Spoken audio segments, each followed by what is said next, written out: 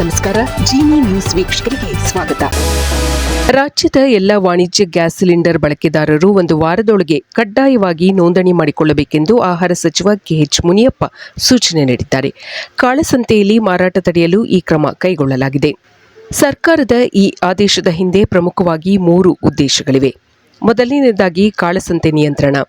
ಗೃಹ ಬಳಕೆಯ ಸಿಲಿಂಡರ್ಗಳನ್ನು ವಾಣಿಜ್ಯ ಉದ್ದೇಶಗಳಿಗೆ ಅಕ್ರಮವಾಗಿ ಬಳಸುವುದನ್ನು ತಡೆಗಟ್ಟಲು ಈ ನೋಂದಣಿ ಕಡ್ಡಾಯವಾಗಿದೆ. ಸಬ್ಸಿಡಿ ದುರ್ಬಳಕೆ ತಡೆಗಟ್ಟಲು ಈ ಕ್ರಮವನ್ನು ಕೈಗೊಳ್ಳಲಾಗಿದೆ.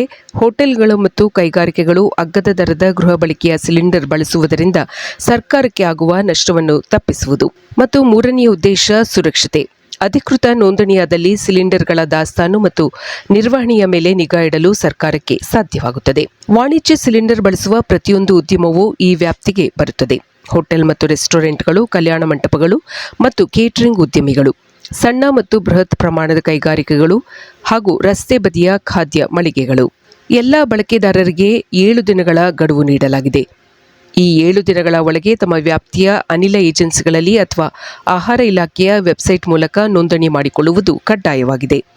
ನೋಂದಣಿ ಸಮಯದಲ್ಲಿ ಟ್ರೇಡ್ ಲೈಸೆನ್ಸ್, ಜಿಎಸ್ಟಿ ಮತ್ತು ಮಾಲೀಕರ ಗುರುತಿನ ಚೀಟಿಯನ್ನು ನೀಡಬೇಕಾಗುತ್ತದೆ. ಗಡುವು ಮುಗಿದ ನಂತರ ಆಹಾರ ಮತ್ತು ನಾಗರಿಕ ಸರಬರಾಜು ಇಲಾಖೆಯ ಅಧಿಕಾರಿಗಳು ರಾಜ್ಯದಾದ್ಯಂತ ಹಠಾತ್ ದಾಳಿ ನಡೆಸಲಿದ್ದಾರೆ.